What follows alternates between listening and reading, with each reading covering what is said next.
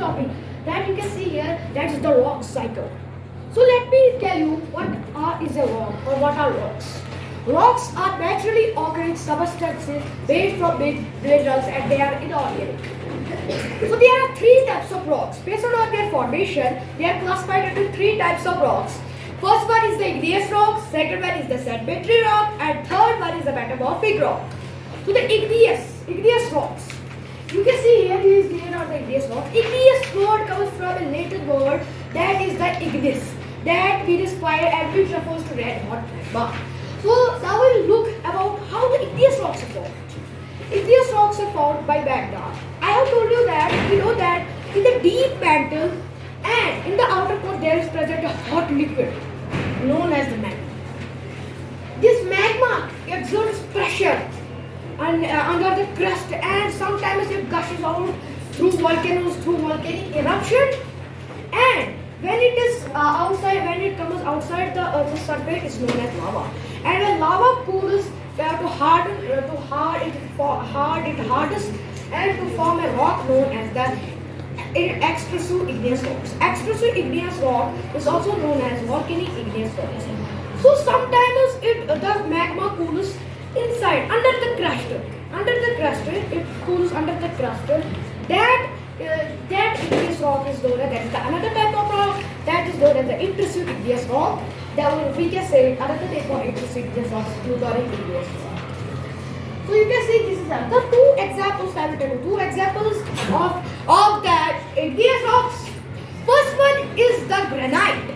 Granite is an intrusive igneous rock, and granite comes from a Greek Latin word that is the granum. That means grain. Granite can be polished. It is used to make statues. And the second one is the basalt. Basalt is used. It is an extrusive igneous rock, and it has very sharp edges. And it is used to make road bases, construct concrete mixtures, etc. So now, second one, by the weathering and erosion. First of all, let me tell you what is weathering.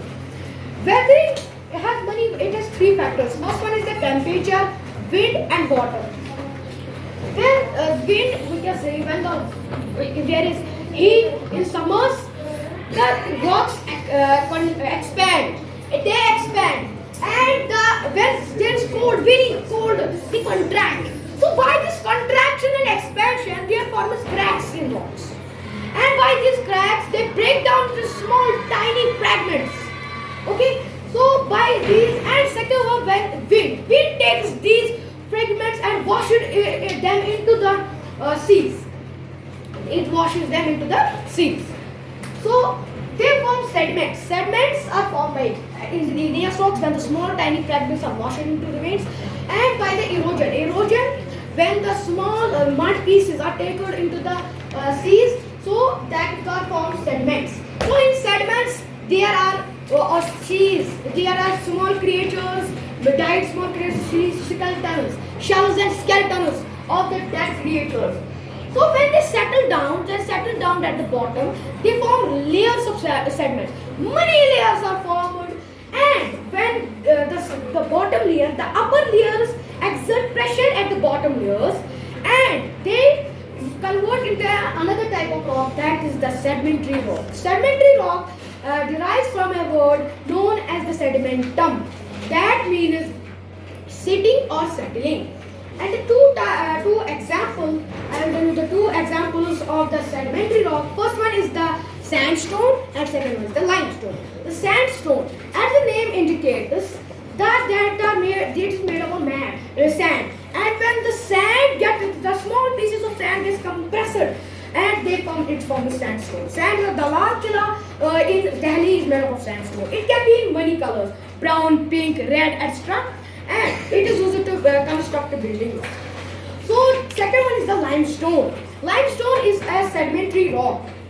It is used to form a cement, chalk, and it is used to make glass also. Okay.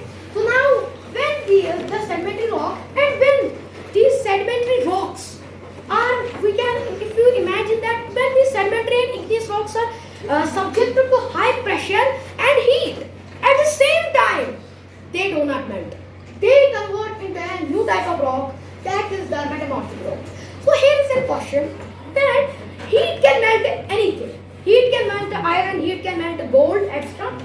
But why does not they melt? Because of the intense pressure of the sediment of the layers of sediments. So they do not melt it, but get converted into another type of rock known as the metamorphic rock.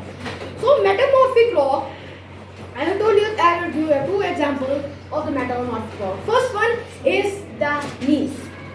Gneiss is for this is a metamorphic rock, and second one is the marble. Marble is you can say formed from the limestone.